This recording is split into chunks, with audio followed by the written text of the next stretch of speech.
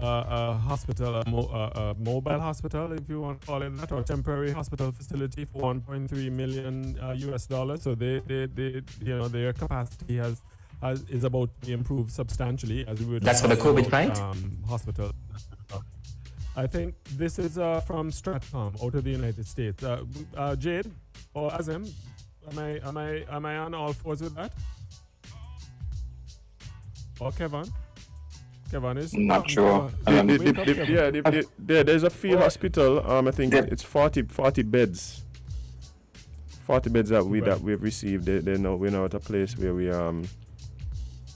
doing training on the facility before it's moved into its final place up at the grounds of the hospital. So I see.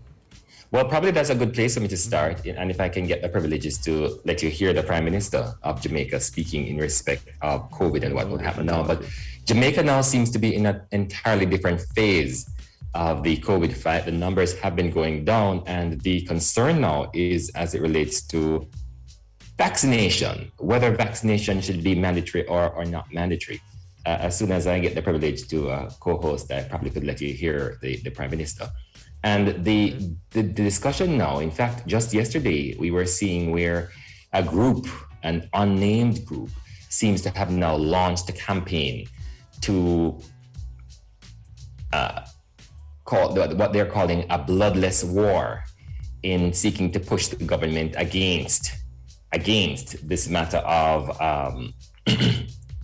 vaccination. It has been really evoking a whole lot of attention over the past few weeks, and now it seems to be going into a different phase. The thing is that we do not know who this group is or who the organizers of this group is, but certainly it is something which is attracting a whole lot of attention in respect of what should be happening now, because it cannot be the case where some people are arguing it cannot be the case where the government is instituting mandatory vaccine or planning to institute mandatory vaccine, and they would be impacted in a way where they would not be able to have any discussion, any say.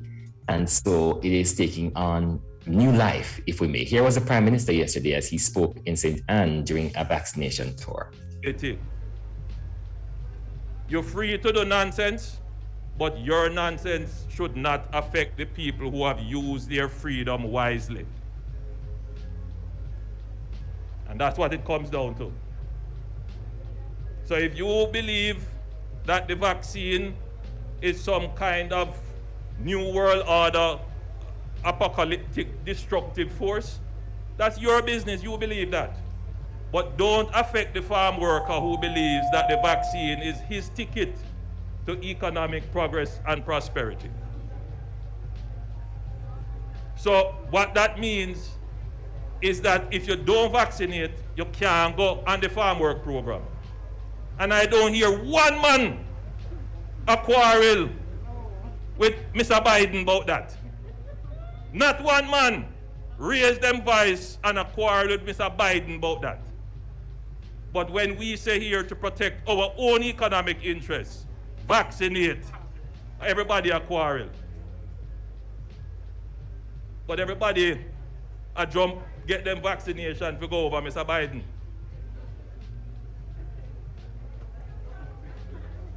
Anyway, you are the wise ones. We have to take the hospital beds that are there for people who need to do their elective surgery and other treatments. We have to take those beds away to treat COVID. When we return to normal, that won't happen again. So if you get COVID, you will be treated like any other patient and not specially.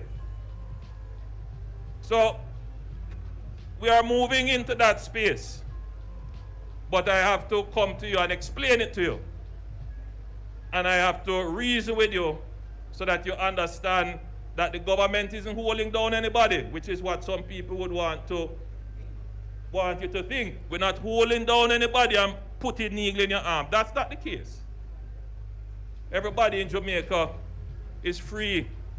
We take freedom as a priority in this country. That was the Prime Minister, Andrew Holness, speaking yesterday in St. Anne during what he calls his vaccination campaign, vaccination education tour. Yeah, wow. Yeah, Strong not words speaking there. with water in his mouth. Go ahead, Jade, sorry.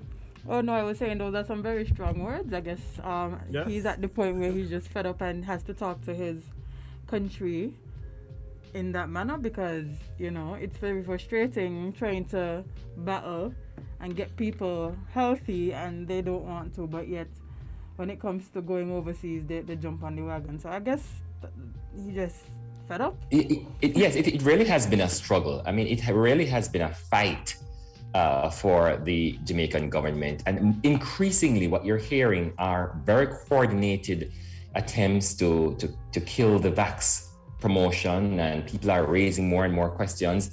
As we speak, the government is also trying to see if it can source some vaccines, some of the Pfizer vaccines, to satisfy